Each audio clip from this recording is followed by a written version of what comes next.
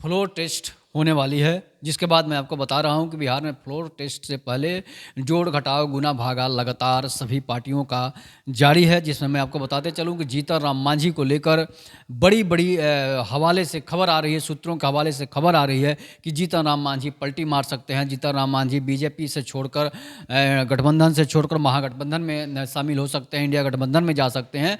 और बीजेपी के और जो जीतन राम मांझी के पुत्र हैं वो ये कह रहे हैं कि मैं एनडीए में आजीवन रहूंगा, मैं एनडीए छोड़कर कहीं नहीं जा सकता हूं। उन्हें मंत्री बना दिया गया है, लेकिन इसके बावजूद भी जीतन राम मांझी पर कयास लगाया जा रहा है कि जीतन राम मांझी जो है एनडीए छोड़कर इंडिया गठबंधन में शामिल हो सकते हैं और तेजस्वी यादव को सरकार बना सकते हैं। उन्हें उप मुख्यमंत्री पद का उम्मीदवार बनाया जा सकता है, उन्हें उप मुख्यमंत्री बनाया भी जा सकता है, ऐसा लालच उन्हें दिया जा रहा है। लेकिन मैं आपको बता रहा हूं कि नीतीश कुमार के पार्टी को जो है एनडीए गठबंधन जो है उनको उनकी बहुमत फुल है। लेकिन मैं आपको बता रहा हूं कि ये जो है तेजस्वी यादव को जो इंडिया के गठबंधन से जो बने हैं, तो तेजस्वी यादव को 8 सीटों की जरूरत है, जिसमें अगर जीतन राम मांझी 4 सीट लेकर भी जाते हैं फिर भी उन्हें 4 सीट की जरूरत पड़ेगी। अगर सुमित सिंह जो निर्दलीय विधायक हैं अगर वो इंडिया गठबंधन में जाते हैं फिर भी 3 विधायकों की जरूरत पड़ेगी तेजस्वी यादव को। तो तेजस्वी यादव को 3 विधायक तोड़ने के लिए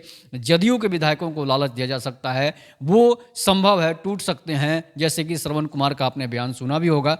उसके बाद जो है बीजेपी के विधायक जो हैं वो टूटने वालों में से नहीं है, इसलिए कि बीजेपी के विधायक जो हैं वो कट्टर होते हैं। काफ़ी दिनों के झंडा ढोने के बाद उन्हें टिकट मिलती है और वो जोर घटाव गुना भागा के चक्कर में पड़ जाएंगे तो फिर ईडी उन्हें परेशान करने लगेगी, सीबीआई के छापे और ईडी के लगातार छापे पड़ने लगेंगे, जिससे उनका जीना मुश्किल हो सकता है। जिस तरह से अरविंद केजरीवाल, हेमंत सोरेन और तेजस्वी यादव का जीना मुश्किल हो चुका है, अगर जदयू के विधायक ऐसा करते हैं तो फिर भी उन्हें ईडी और सीबीआई का सामना करना पड़ सकता है। अगर जीतन राम मांझी भी ऐसा करेंगे तो उन्हें भी ईडी और सीबीआई से सामना करना पड़ सकता है, उनके बेटे और उनको जेल में भी जाना पड़ सकता है। इसलिए कि घोटाले जो हैं वो कोई नेता ऐसा नहीं है जो कुछ ना कुछ घोटाला नहीं किया होगा। इसके बाद आपने मुख्यमंत्री रहते जीतन राम मांझी के बारे में जानकारी होगा कि किस तरह से उन पर आरोप लगाए जा रहे थे घोटालों के। तो अगर घोटालों से बचना है तो सीबीआई और ईडी से बचना है तो फिर एनडीए गठबंधन में रहना है।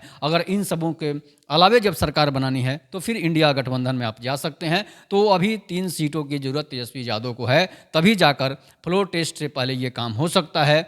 नहीं तो अगर ये काम नहीं होता है तो फिर नीतीश कुमार फिर से सीएम बने रह सकते हैं। हालांकि सीएम नीतीश कुमार जो है वो इस टेंशन में नहीं है, इनकी जरा सभी रति भर भी चिंता नहीं है कि हमारे विधायक जो है टूटेंगे, हमारे जीतन राम मांझी हो चाहे कोई हो, कोई नहीं टूट सकता है। हाँ, एक ऑफर अगर तेजस्वी यादव जीतन राम मांझी को देते हैं, अगर जीतन राम मांझी को सीएम बनाते हैं, आप खुद उप सीएम बनते हैं, तभी जाकर कोई संभव लगता है। नहीं तो फिर आप करोड़ों रुपये अरबों रुपये का लालच देते रहिए, कोई विधायक टूटने वालों में से नहीं है। अगर सीएम बनाते हैं तो हो सकता है कि जदयू के भी कुछ विधायक टूट कर चले जाएं, कुछ बीजेपी के विधायक भी टूट कर अपने जाति के नाम पर, दलित के नाम पर चले जाएं, तो ये संभव हो सकता है। लेकिन फिलहाल जीतन राम मांझी जो है कोई खेला बिहार में कर रहे नहीं जा रहे हैं।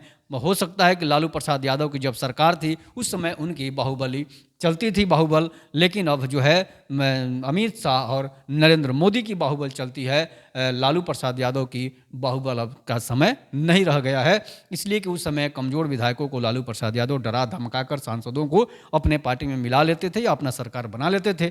लेकिन जोड़ तोड़ की नीति अब सिर्फ और सिर्फ देश के सबसे बड़े बाहुबली अमित शाह के ही हाथ में है, किसी और के बस की बात नहीं है।